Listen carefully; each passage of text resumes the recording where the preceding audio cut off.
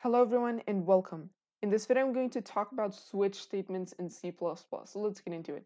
So a switch statement is pretty similar to an if and else statement. The only difference is that a switch statement is going to take in an expression or a variable, and it's going to have multiple cases inside.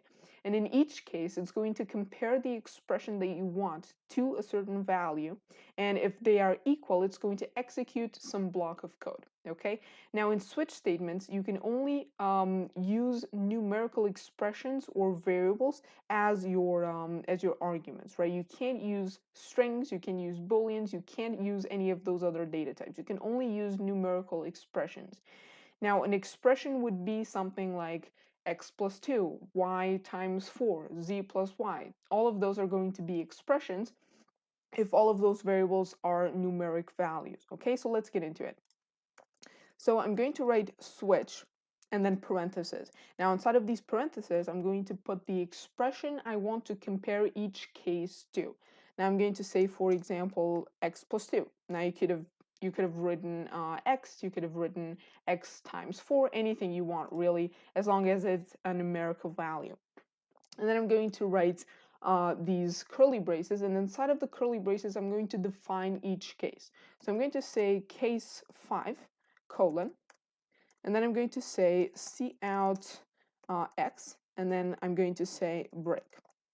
So basically what I'm doing here is, in case this expression is equal to 5, only in that case, I want to cout x, and then I want to break. You always have to break at the end of your cases, okay? That's going to tell the program that that case is done, right?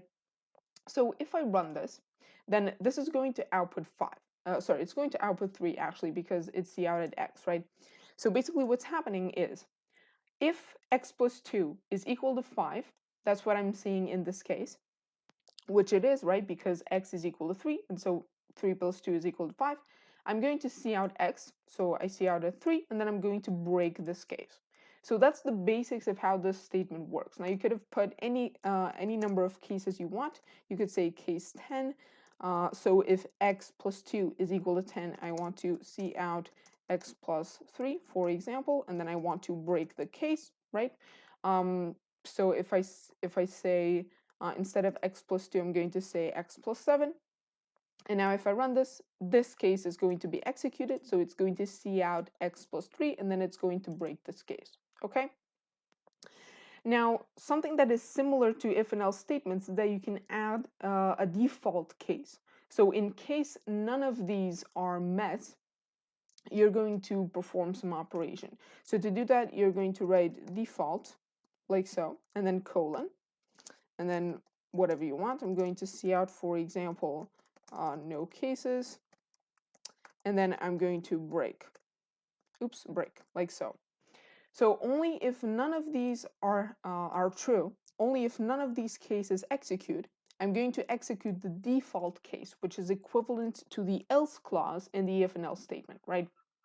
So let me change this so that none of these cases are met. So if I run this, it's going to cout no cases, and then it's going to break, right? And that is basically it. That is the switch statement.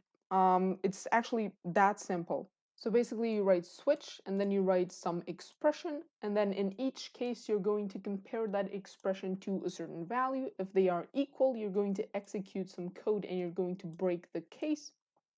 You can also add a default case, which is going to run only if none of the cases above is executed. So only if none of these are executed is this going to run.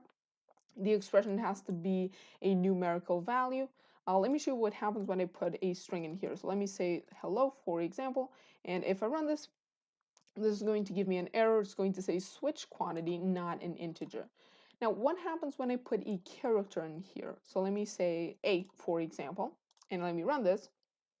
And this is actually going to run fine, right? Because although this is a character, it can also be a numeric value, at least in C++, because as I've talked about in previous videos, there's something called the ASCII table, which basically assigns a value to each key in your keyboard. So each key in your keyboard is going to have a certain value, and based on those ASCII values, the computer can actually put characters like compare characters to numerical values, and therefore you can use characters in switch statements. So that's it for this video. Switch statements are pretty simple. Why would you want to use a switch statement? Well, if you want to compare expressions, numeric expressions, you could use an if and else statement, but switch statements are much more elegant.